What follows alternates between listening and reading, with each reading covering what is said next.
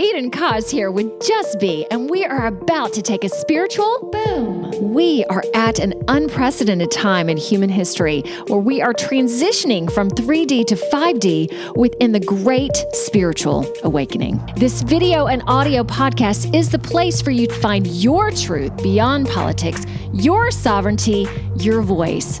Let's kick up your vibration now. By the way, each episode ends with the Just Be practice to do just that. And as we begin the show, just to know a little bit more about me, I'm a soul realignment specialist, meditation master, and dimensional healer. Learn more, and there's merch also at EdenJustBe.com. Let's get this party started. Okay, give it a yeah. There you go. That's great. Okay, I think we got something there. All right. I'm going to start. Eden, I'm going to say this slowly today. Just Be Spiritual Boom in association with the Grassroots Warriors Network, which I'm a co-anchor there on their beautiful Rumble channel. So check that out too, with lots of great podcast shows, wonderful people. Michael, welcome. Thank you for having me. Yes, indeed. So just to give a heads up, what we will potentially talk about, telekinesis, the matrix, being biracial. I definitely want to talk about that, UFOs, unconditional love, and who knows what else, but I'm going to read you Michael's bio. Let me stack this. Michael Grubb is a seasoned practitioner and teacher of self-mastery with over 30 years in metaphysical exploration and the cultivation of universal consciousness. A graduate of Indiana University with studies in telecommunications and political science, Michael also holds a rich background in combative arts, music, and fine arts.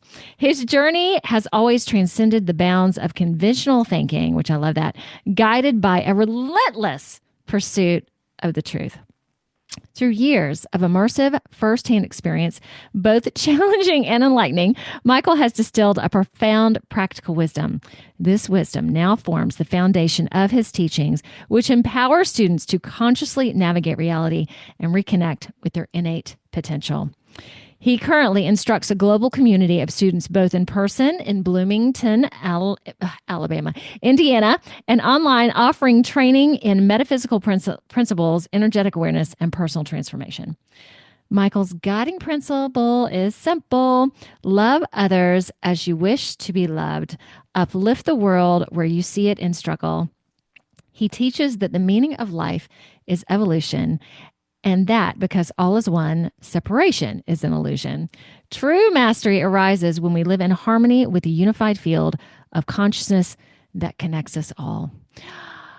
I'm going to take a little breath on that. That's beautiful. Joel must have wrote that. Yeah. Oh, you think so? Okay. So is Joel one of your students? For those who don't, my students. Yeah. Okay. Yeah. And I talked with Joel a good bit. Hey, and so for y'all to know, Michael and I, it took us 22 minutes because there were technical difficulties and some things that have never happened before. So here we are. And who knows if there's an energy here or the powers that be really would prefer us not to talk. I don't know. So I do want to start with that. And watching different videos that you've done, that you were born different, lucid dreaming, seeing the Matrix spaceship. And I definitely want to talk to you about being biracial, because I think that really had a profound effect on how you saw the world. Okay, what do you want to start with? Anything you want to go with. I mean, as far as if you want to start with biracial, I mean, that would be fine. Okay, let's do that. So my dad is from London, England, and my mother is from Iowa. My father was born in London, and then they moved from there because I believe that his father was in the military, and he met his mother in London while he was stationed out there, and then they fell in love, moved to Iowa, and then he met my mother there through a mutual job that they were working at, and then he got a job at the Naval Weapons Support Center, which is west of town here, called Crane. Mm-hmm. So they build weapons. And he was one of their premier industrial engineers. And then they had me in July 31st of 1973. Okay. So I will say this. I am in Bloomington, Indiana. Indiana is a very conservative state, number one. And we're not going to say that because it's conservative that it was racist, but I am going to say that it didn't help during the time that I was growing up. Yeah. So, Bloomington is primarily, though, a liberal Democrat city, which is really strange because it's kind of a strange spot in the middle of the Midwest because of the fact that there is a school here, Indiana University. Yeah. So, liberal arts school, which I did graduate from. But I will say that my color did not serve me very well, either with whites or blacks, all the way up until maybe 1990, 1991, something like that. I will say that I experienced racism from not only the administration from schools, but the administration from churches. I went to an all black church, but I went to an all white school. So being biracial, blacks didn't like me because I was part white, and whites didn't like me because I was part black. So it was a very, very ruthless situation during that time. Wow. I got in more fights than you could possibly imagine. Um, Hence the reason why I got into the combat arts. Okay, got it. Yeah. And during that time, I had one teacher. Okay, so if we were to start in elementary school, um, I went to a place called Grandview Elementary School, Hmm. and the teachers there, you got to understand that this is now basically the 1970s and then the early 80s and whatnot. So um, they were they just punished me relentlessly. So I could be picked on by a group of 5 or 6 or 7 or more kids, and then I would get dragged to the principal's office. And remember, corporal punishment was big during that time.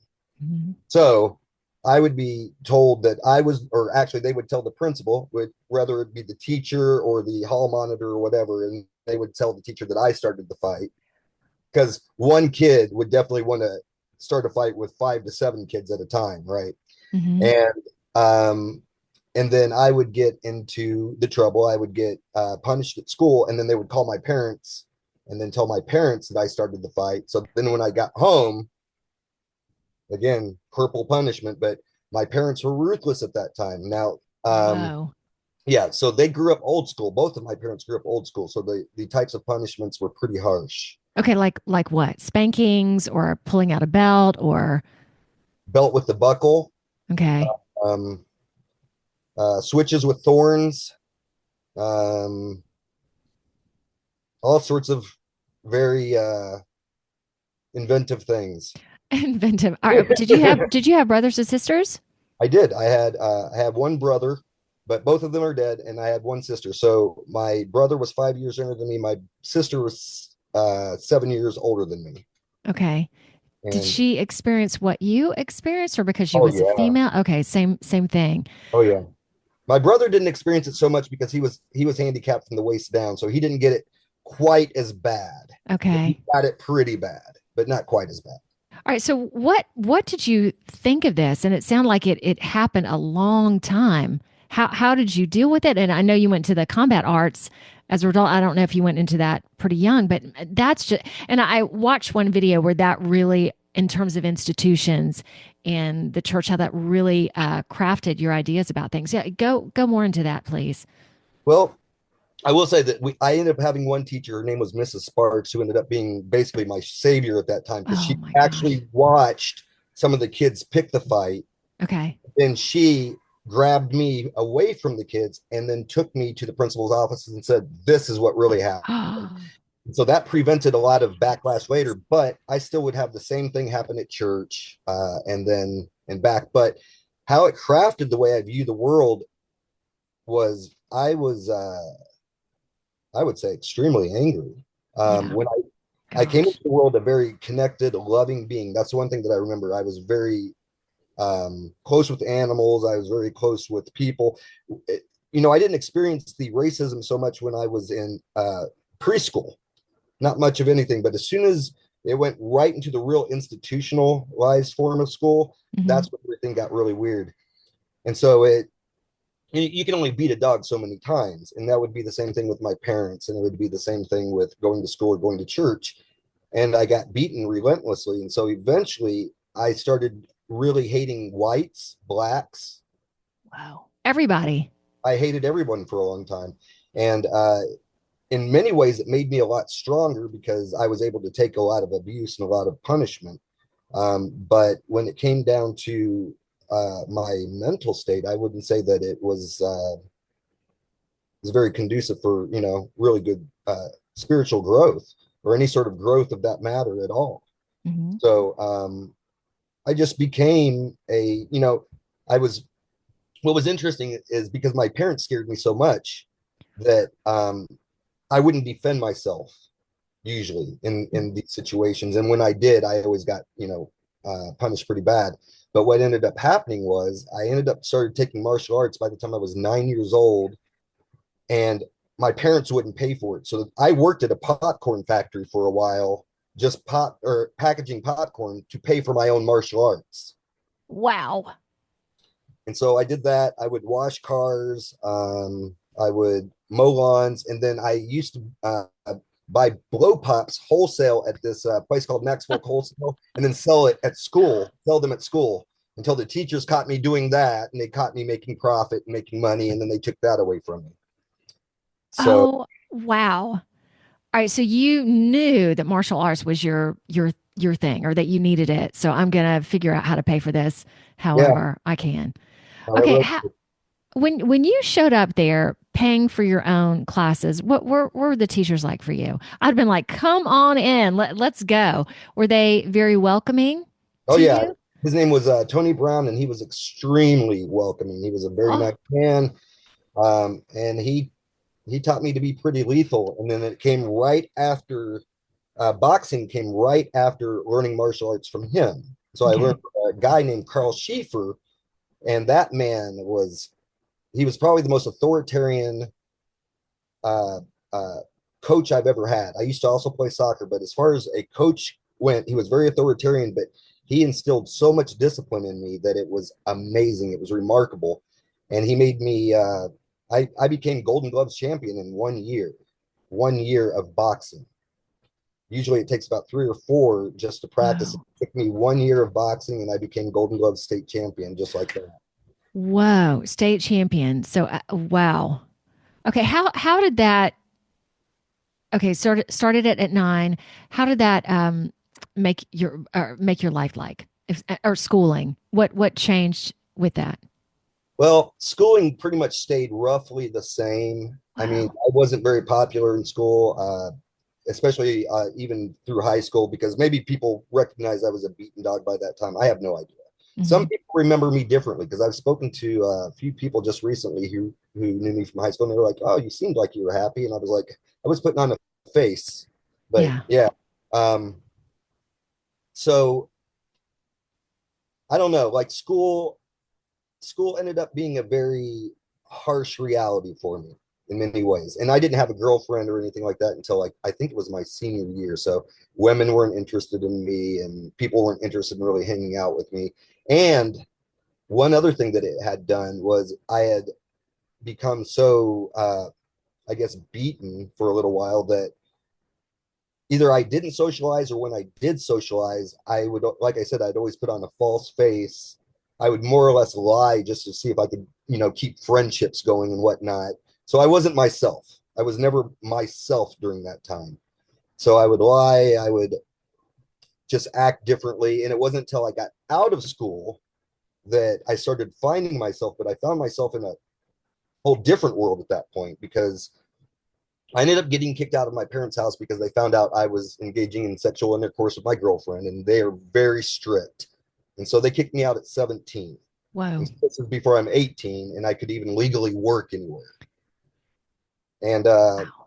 at this particular point, um, I began, well, we'll just say, and it's not a good thing. It's nothing that I look back fondly upon. But because I was bullied so bad, I found my bullies after I graduated and I went for revenge, and I got it. I got it because at that point I was no longer scared of repercussions for my parents. Oh, They had right. turned me into a, my boxing instructor turned me into a lethal person. My martial arts instructor turned me into a lethal person. And then I continued doing, this is right around the time that MMA started, first came on the scene. And so then I started doing judo, jiu-jitsu, and all these other things. And so then I became aggressive, really aggressive. And I even at that point became a bar bouncer so I could do it legally. Yeah. Oh my gosh. I'd hate to be doing something wrong in a bar with you there. Hmm. Whoa. I'm much nicer now. Whoa. Okay, how does this all tie in? Okay, so when you were 7 to 9, you saw the Matrix. So you're going through, okay, and then we're going to talk about the spaceship too. I'm just so curious with how all of this Plays into came. one thing. Yes. All right, so to talk about the Matrix for a moment. That had to be so Okay. wild. So I had two defining experiences when I was a child. One of them was dying from pneumonia. And then the other one was an operation that I had that they could not put me under for the life of them. They for whatever reason, whatever they used to put me under, I would not go under. And I think they rested on nitrous and then something else, and they put it over my face. Okay. And as I was breathing the nitrous in, the nurse asked me to count backwards from 10. Okay. And so as I'm counting backwards from 10, all of a sudden I watch light stream in. And I mean, it was like it was coming from the ceiling and then it came in from the walls. And I watched these fine, tiny, like threads of light coming in. And then they started wrapping around everything. And I'm talking like it wrapped around the faces of the nurse. It wrapped around, actually, there were two nurses in there at that time. And then I heard the woman's voice who was speaking to me, the nurse, go into like a digital sound, just like you would hear. I don't know if you remember the movie The Matrix. Yeah. Okay, there was this point where just as he takes the red pill, he moves into the other world, but he screams, and all of a sudden his scream goes into this computer sound. Mm-hmm. Well, during that time, I tried to explain it to my parents after the fact, but this is back in the 70s, 80s, before the Matrix has ever even come out. Yeah. So I had no way of describing this to my parents other than to say that the nurses turned into monsters.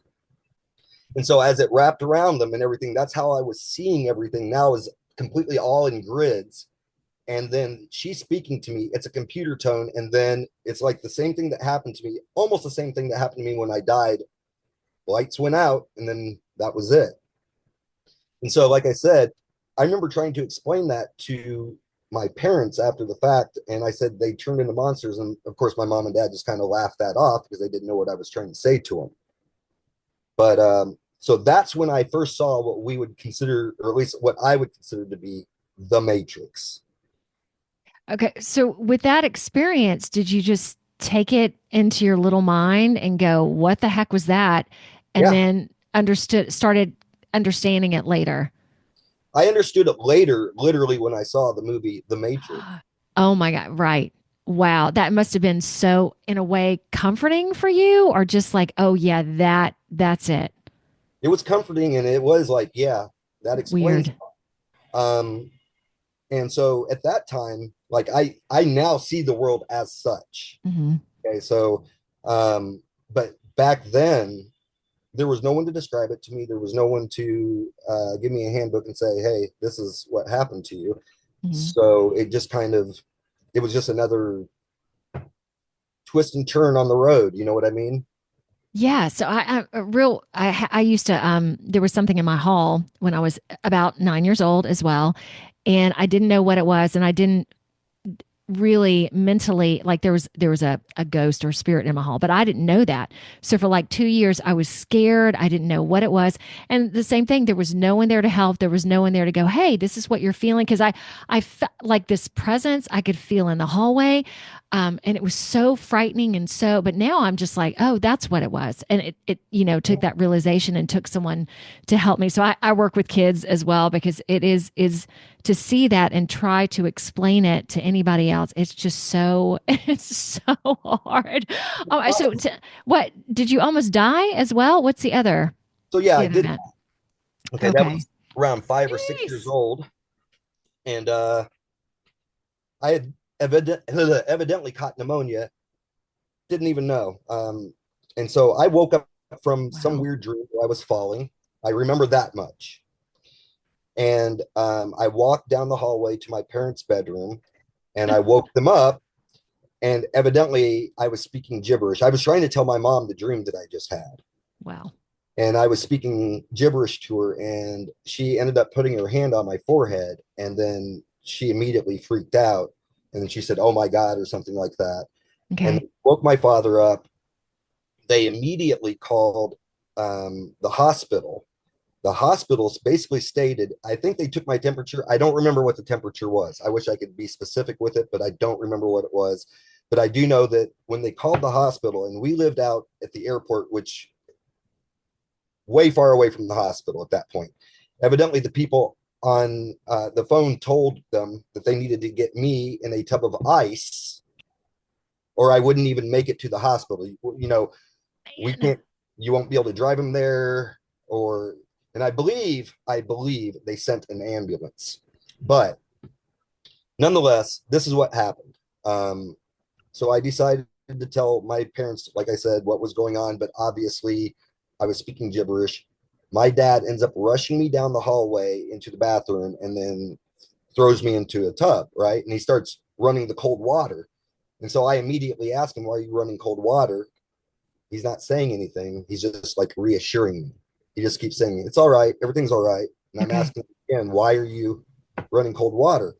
And then the next thing I hear is a bunch of ruckus going on in the kitchen, which is my mother rushing to pull ice out.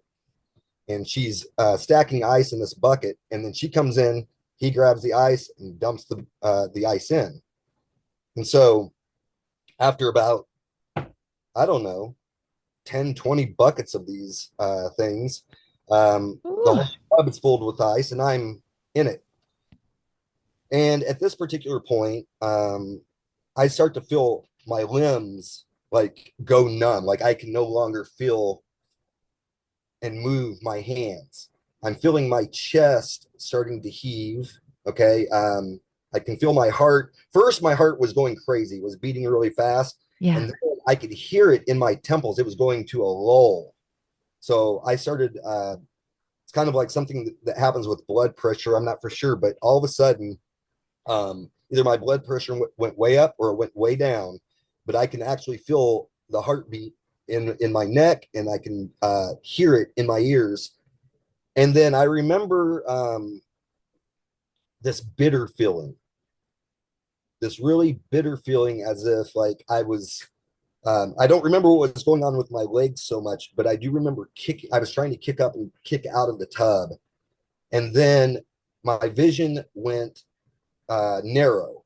So it was almost like tunnel vision.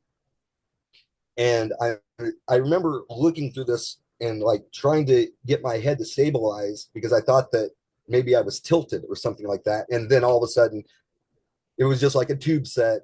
My lights went out completely, gone.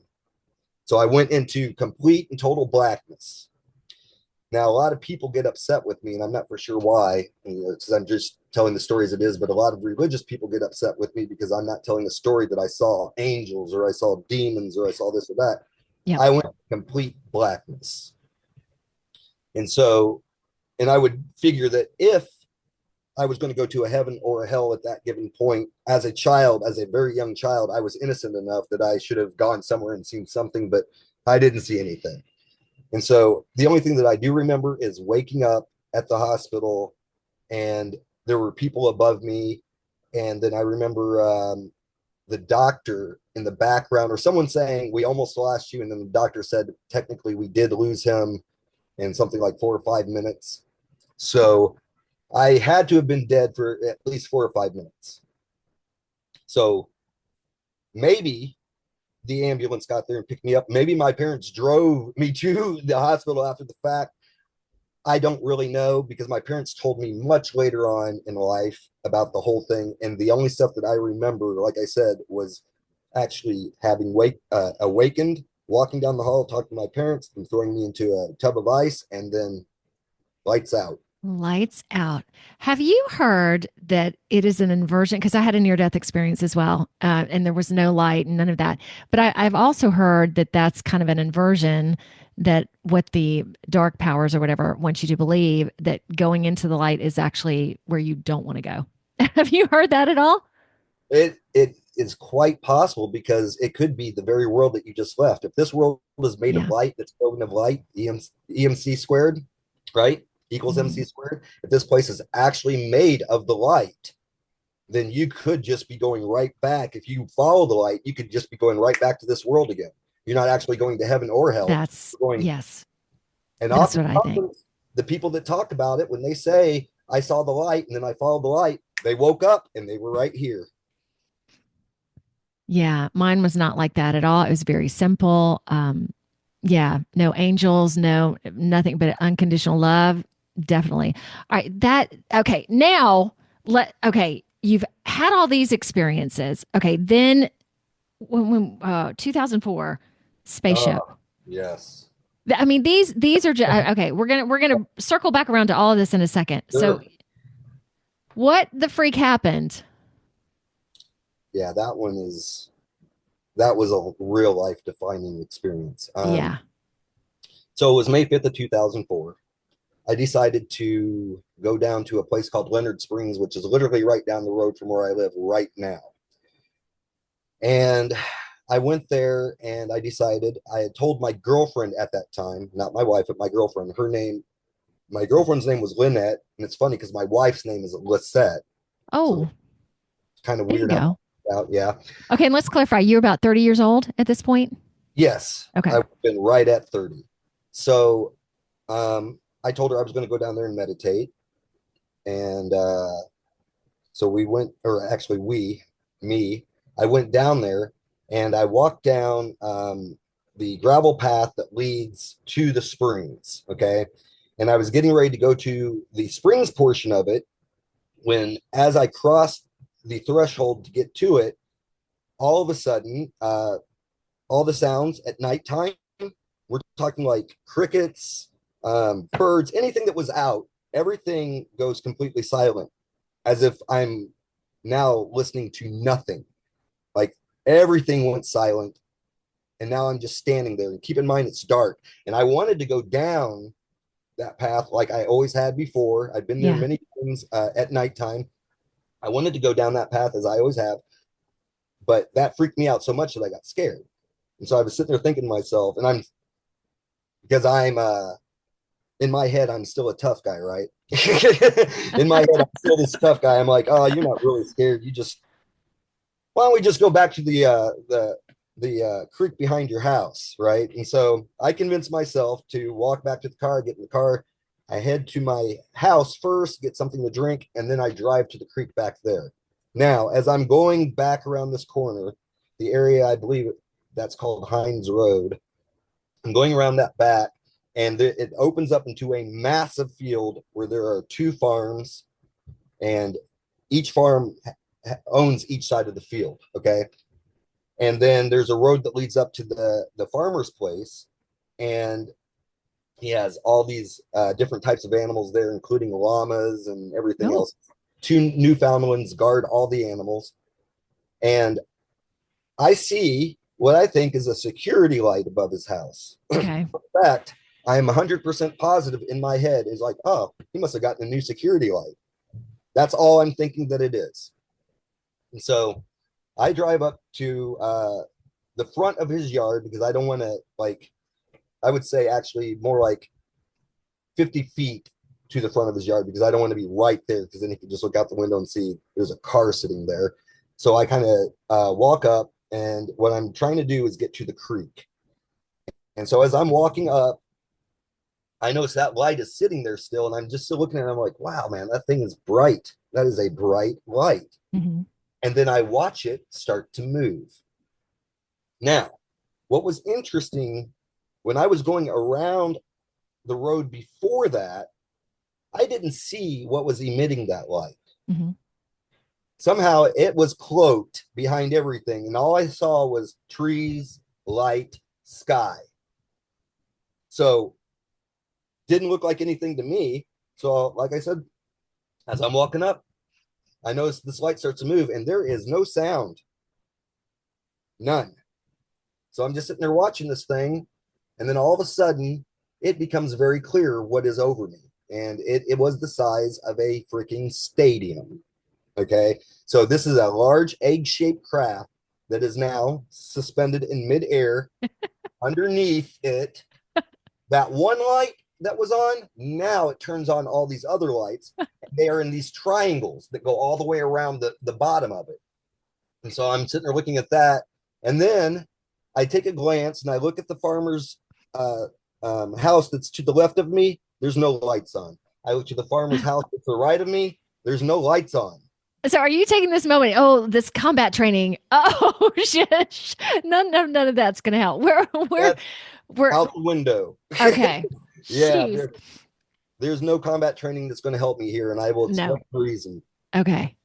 I become immediately petrified. Yeah. Okay, and so I'm not for sure why I had that reaction. I mean, I guess some people could have an experience like that, but this thing is not like way up in the sky. This thing is probably 75 to 100 feet in the air max. Okay. Okay, and it's above me. It is huge. So then at this particular point, I turned to run away, and I tried to run back to my car. And then all of a sudden, I feel my arms and my legs freeze up. Ooh. So if I pivot to turn around to run, I do this, and then everything stops. And then it literally pivots me back against my will back towards it. Now I'm looking up at it and I'm telling myself, run. My arms, my legs aren't moving. And then what's interesting is whatever's going on in my head, can't figure it out. But every time I hear myself say run in my head, I can hear it echoing and pinging everywhere. It's almost like it's pinging into infinity. I just keep hearing run, run, run, run. Or even worse, help, help, help. And then I start thinking all these things in my head, and they all start to intermingle, and it all just becomes jabber that's going on in my head, all for my own thoughts. And so then what ends up happening is I feel, again, this whole thing, first it starts in my ears. It's like a buzzing sound. And then I feel the buzzing going right through the back of my neck right here. And again, I can feel it in my temple. The same thing that I told you that I was feeling like when I had that thing happen to me when the light grids came in. So I'm feeling all of this almost in the same places. And then I feel my pulse start to jump here.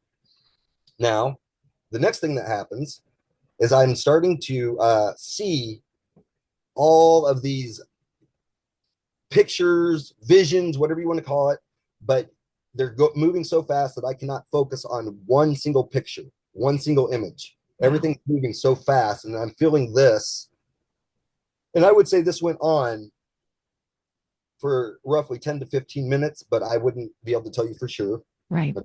Because I could have been standing there for a very long time. I have no idea. But this went on for about, I think, 10 or 15 minutes. And then just as quickly as it shut on those lights, it turned them off. And then I felt myself jerk back like this. So now I'm able to move my own body again. Mm-hmm. And then it just starts casually flying off, but very slowly. And then it turns on a red light or a laser, maybe. That's what it was. And it was moving like this in the air. So it was like doing these quarter spins like this. And then I watched it fly behind the set of trees, and then a bunch of white light spewed up. By that point, though, now I have already run and gotten into my car. I've spun out and headed back home. So I get home, I get in my house. The first thing I can think to do is run and grab my gun. Yeah, that's going to help. It's going to help. These guys just froze me up against my will. I had no control over my own self or anything, but a gun is going to help. And then I sit on the couch, and it took roughly 5 minutes for me to come to my senses. And I looked at the gun and I just put it away. And then I waited for my girlfriend to wake up in the morning so I could tell her what happened. Oh my That gosh. didn't go over very well. Oh no. Yeah. Was it like she didn't believe you kind of a thing or what happened? Yeah. So there's some irony in this story because 2 days before, I think it was like 2 or 3 days before this happened, she was watching something on the History Channel that had to do with aliens and UFOs, and I told her to turn off because I thought it was BS. And then Boom. I tell her this story, and she knows that I was harshly skeptical. Okay, Yeah. my my upbringing and everything else, very skeptical about everything. I was skeptical about religion, skeptical about schools, government, anything. I was skeptical, and then the same thing about aliens and UFOs. And then she was like, "Well, why would you suddenly change your mind?" And I was like, "I just told you why." That Hmm. and she she just didn't jive with it. And I will say that she didn't talk to me. We lived together for a few more years, but she didn't talk to me for a full year almost after that, unless it was just stuff like go get the groceries or do this or do that or hi, how are you? We didn't really talk Wow. at all. And then she conspired with my family for a little bit to get me thrown into a mental institution. Yeah. Oh, I didn't know about that. Okay. Whoa. How long were you there? Well, I didn't go. I didn't Oh, good. Okay. They conspired. tried. They tried. They You pulled tried. out that gun and did the Yeah. Yeah. jeez. No, but what ended up happening Oh was my it was gosh. May 5th, May 12th, excuse me, of 2005. They came back, but they came back in such numbers that I was able to show my girlfriend at that time. When she realized that I wasn't No full of duty anymore. Yeah. way. And I even have some of those videos on YouTube. I was able to take people around uh, and point them out and show them. I would be able to feel them for a very long time and Mm. know if there was something weird in the atmosphere. And so I'd be like, yeah, they're going to be here tonight, X time, let's go. And I would take friends in numbers and then they would see them themselves. There's even one on YouTube right now that you can watch. Actually, I think I have four of them. But for a while, I had so many videos just bunched up on YouTube, all UFO content. And like I said, I could go out at any given time at the nighttime. I could feel them and be like, "You guys want to go see them?" They'd be like, "Yeah, let's go." And then Let's they would go. show up every single time. Wow, I liked when that video that I watched of you talking about this, that when the government basically comes out and says the UFOs are real, to be incredibly skeptical about that because there's some reason that they're bringing that to your attention. Okay, can you all these because there's so many people that are spiritual warriors that are in this movement that see the matrix and all that who've had very tough circumstances, things that have just opened them up and have allowed them to be what they are today. How did you use all of those circumstances to do what you do now? I want to talk about that a little bit Oh, too in terms of what you do. okay. So yeah, that's a whole nother side story. So like I said, they started showing up in numbers, right? Mhm. And I was able to take friends out and view them. As a matter of fact, was on UFO Hunters. One of my videos ended up getting on UFO Hunters. MUFON specialists came out and they started investigating. But evidently, there was a point to all of this. It wasn't Yeah. just that, hey, I'm going to go mess with this dude over here. Mhm. Uh, I ended up all of a sudden abilities started showing up. Okay, so things that I never, I had previously trained in metaphysics before. So, but most of it, and this was in my 20s, and most of it was either calling out to animals, or I was able to actually start doing things like entering my girlfriend's dream, which I started using to be able to enter into other people's dreams. Okay, how did you start doing these studies? Were these because of the martial arts that you were connected with, or something totally separate? Something totally separate. Okay, For whatever reason, I got very curious in telekinesis for a little bit. And I thought if I okay, could do that with my mind, and I would just do it with hangers, I would hang up hangers at nighttime while I was just before I'd go to sleep, and I would hang them up and then I'd see if I could move them and do stuff like that just to see if I could. So, hmm, and then things started working. And then I was like, well, if I can do that with my mind, why can't I do something else? Or why can't I hmm, do, this? So then I would go out and I would start practicing stuff, just trying to call to animals. And after about a year, it started working. And they would start to come up to me and whatnot. And then I decided one day to ask my girlfriend at that time, her name was Jessica. And I was like, do you mind if I try this thing? So what I'm going to do is, as you go to sleep or when you go to sleep, I'm just going to kind of stare at you, but I'm going to try to interlink with your mind and see if there's a way I can enter your dreams. And she's like, sure, go ahead and try it.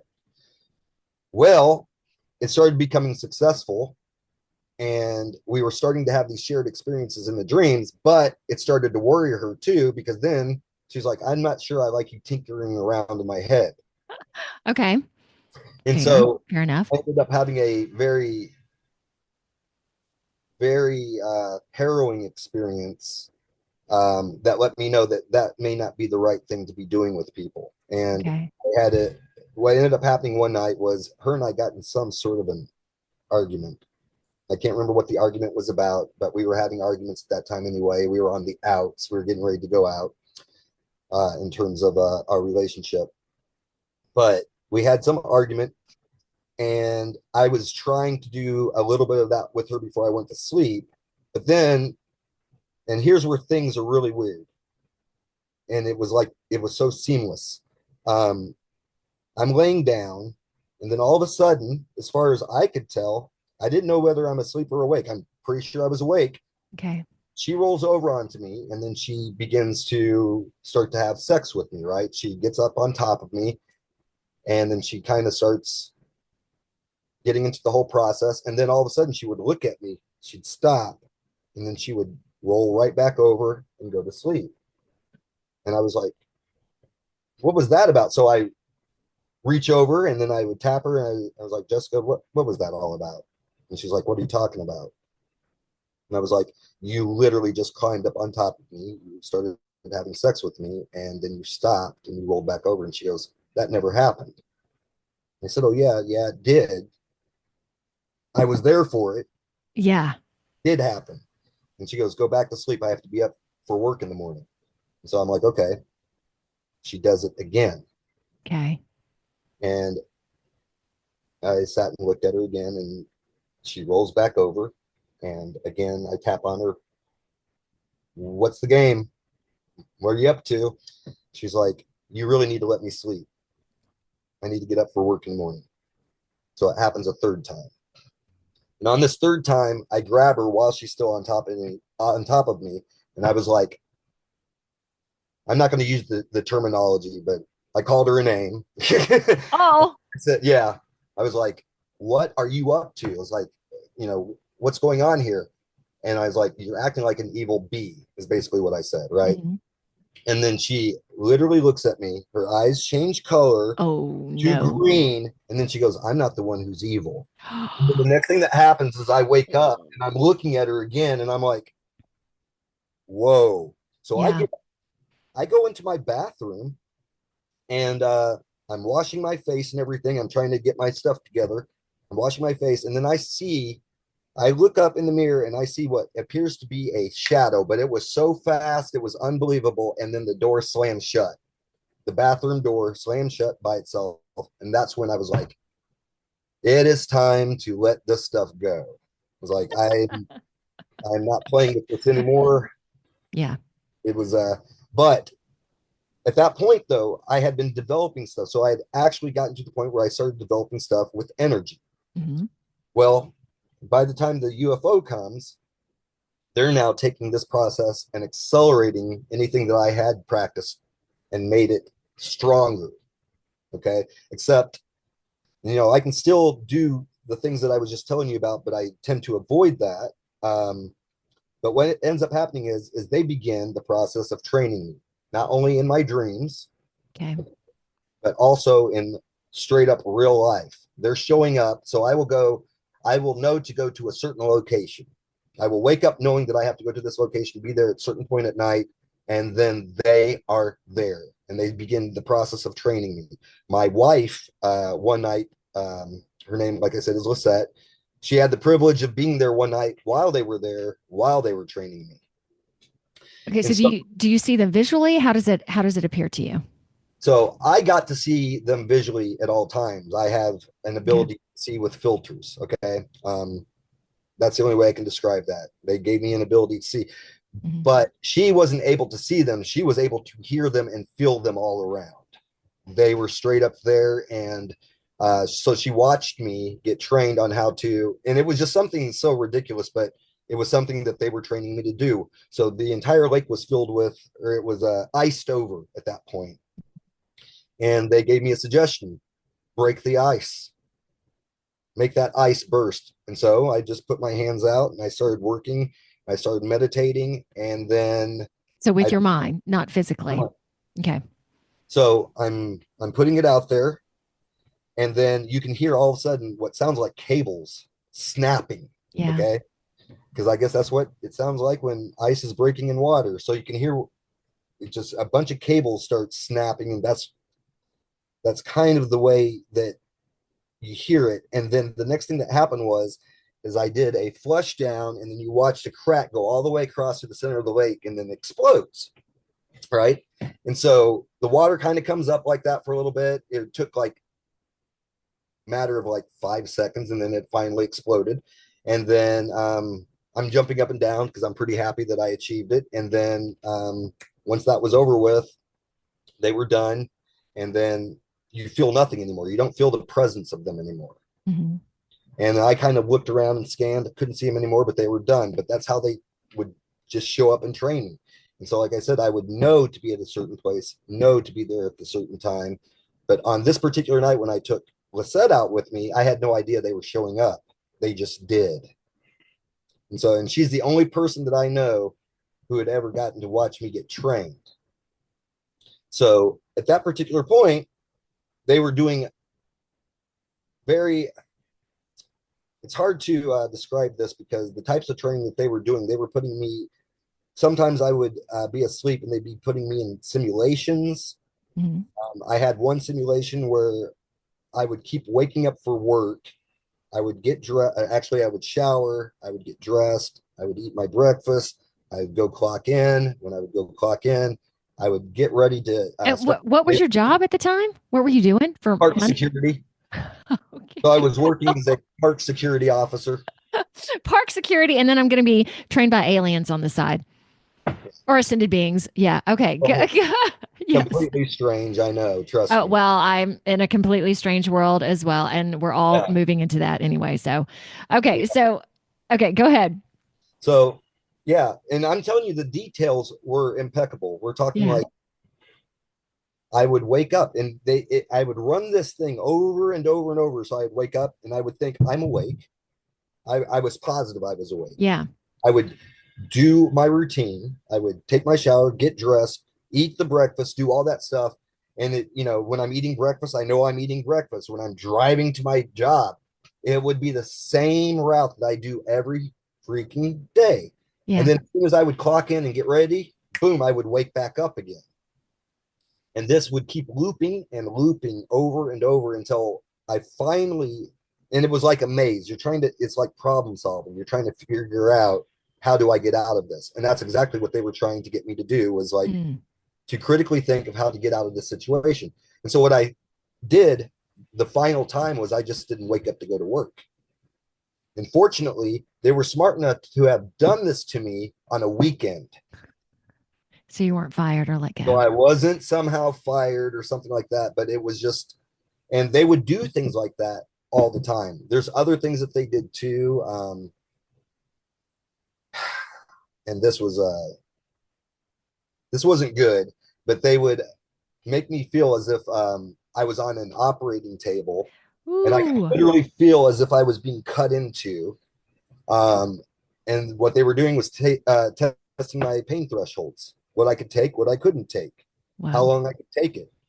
And so, I had that happen to me. They did other things. And by the way, two of my friends were trained at the same time. One of them's name was Kevin Huff. The other guy's name was John Tosti. And you can look John Tosti up anyway. I'm not for sure if you can look Kevin up. But they were being trained the exact same way at the exact same time. Kevin blew his head off, and John Tosti hung himself. Oh. because it was that That intense. involved. Yeah. Okay. Do you know who these beings are now? Do you have a name?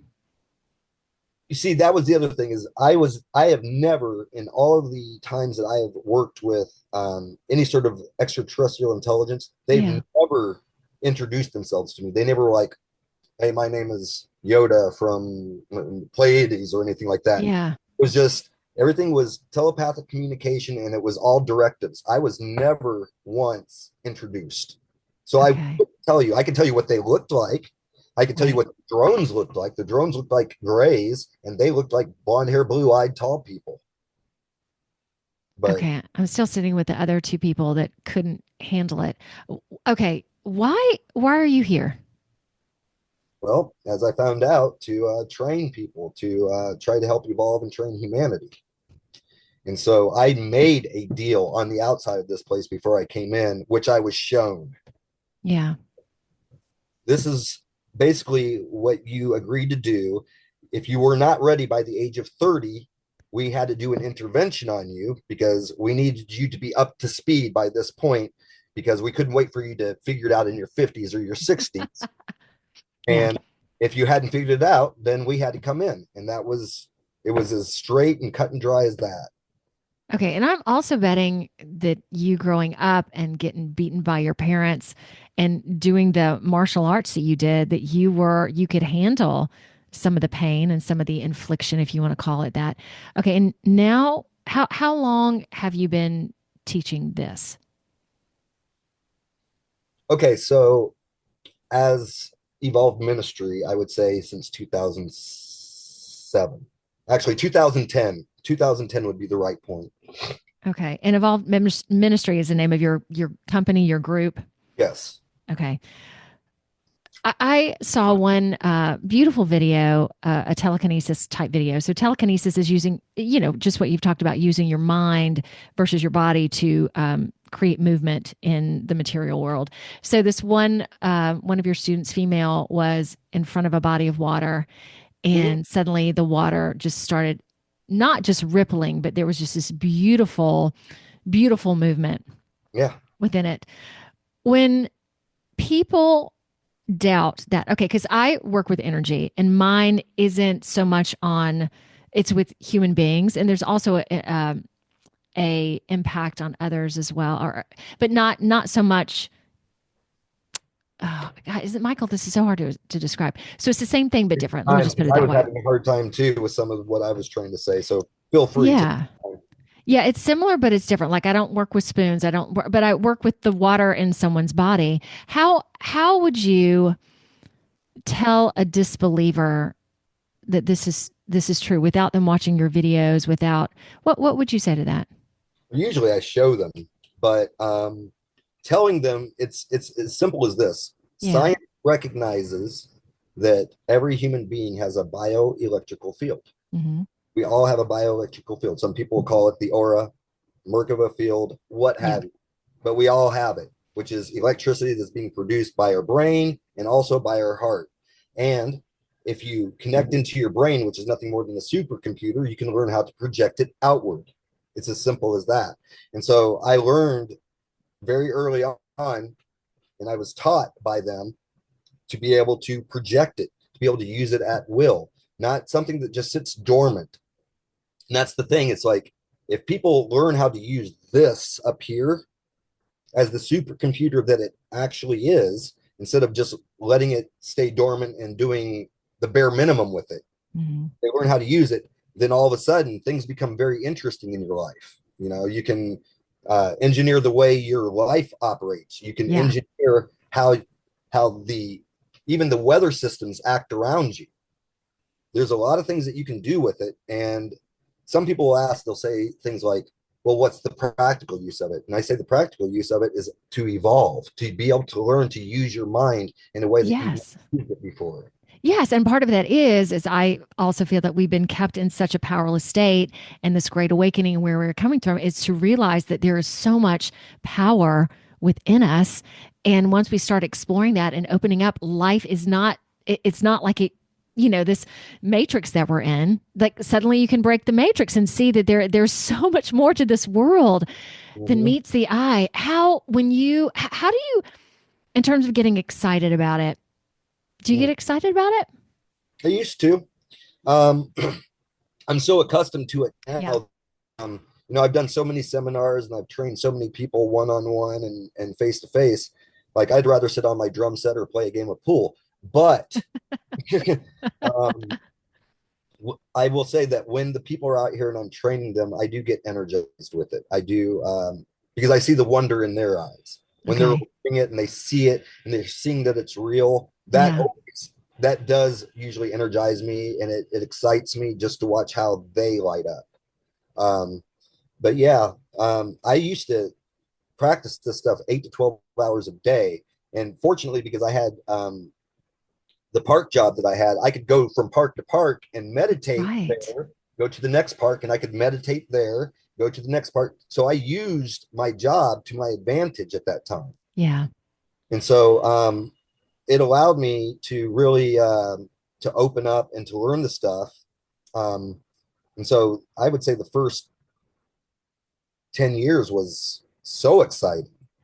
The first 5 to 10 years was extremely exciting. But then once I started really getting very proficient, very good at it, because the fun is getting good at it. But once you Yeah. get really good at it, there's other stuff that you can learn, but then you're like, I kind of want that back. I want to be able to go back and not have everything react so quickly or so easily. Yeah.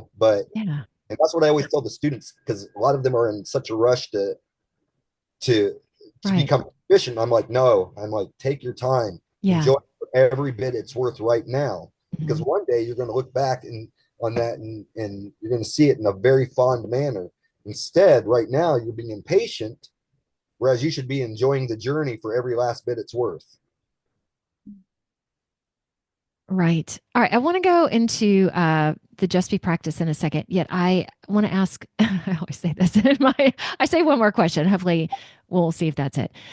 In As terms many as you want. of, huh? Ask as many as you want. Oh, you're Good very for it. kind.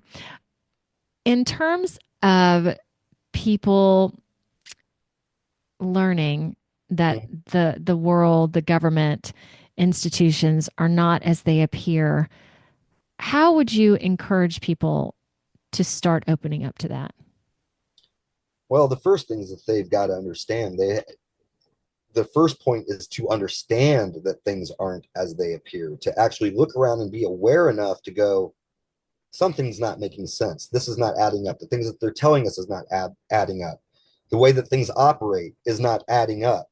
When it comes to our government has done plenty of crazy things. If we look up Operation Paperclip, that should Oh be God, enough to let that's people huge. know, yes. Yeah. And the CIA, they all admit that that happened now. Hmm.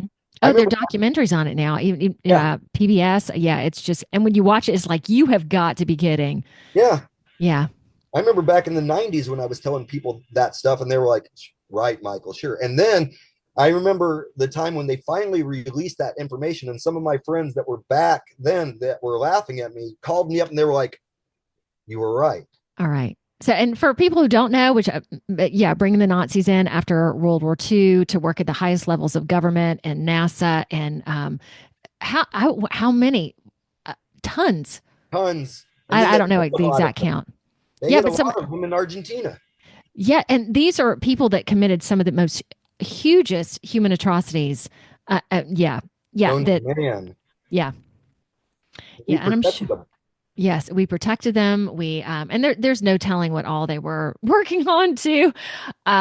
Okay, right. So I loved what you said before, being skeptical, being discerning. I think that, and right now it's like, for me, like being discerning with everything, even if there's something that I believe, but always having an open mind that that may change or I may discover something else. And I loved you also, especially with what you teach, that it all boils down to unconditional love, Right. and your students like it take to embody that and to understand that that takes time too, because we've been brought up in a world where you're a victim, this person's hurting you, racial issues and all that. So to be able to embrace that and embody that, that's mastery The as only way well. to break free from anything that contains you is that you have to evolve past its or past its capacity to hold you.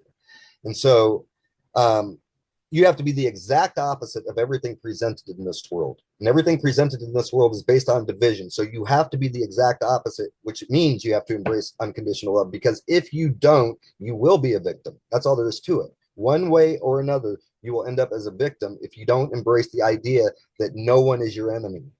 There are no more enemies. And if you can do that and you embody unconditional love, then you'll notice that no one can hurt you. Nothing can hurt you.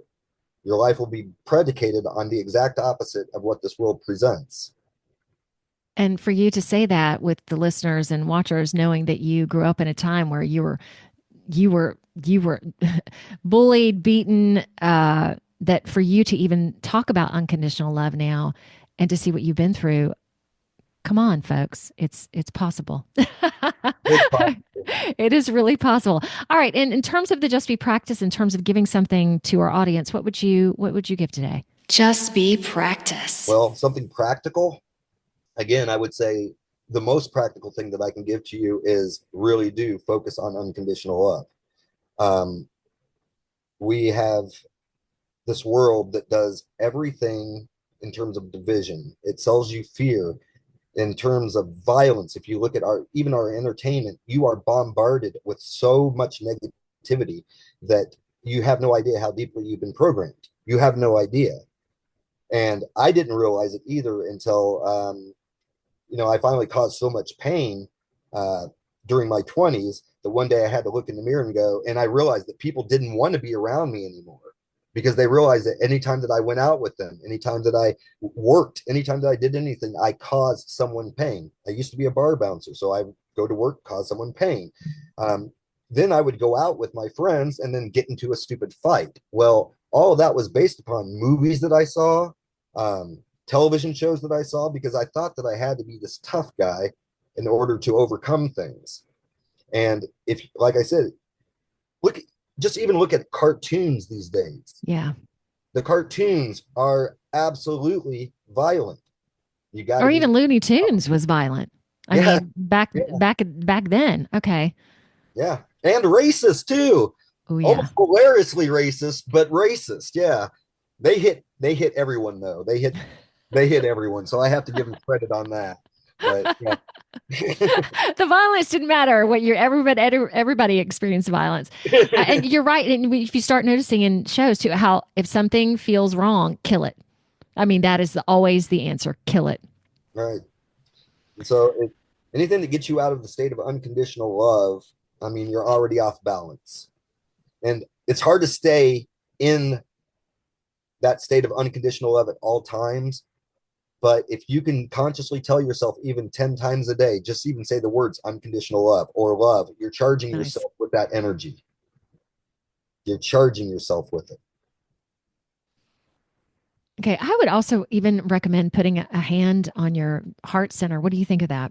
Absolutely. As a matter of fact, I've shown that to many of my students. Like when you do it, you do both hands. Yourself and then embrace it. Embrace unconditional love. Exactly.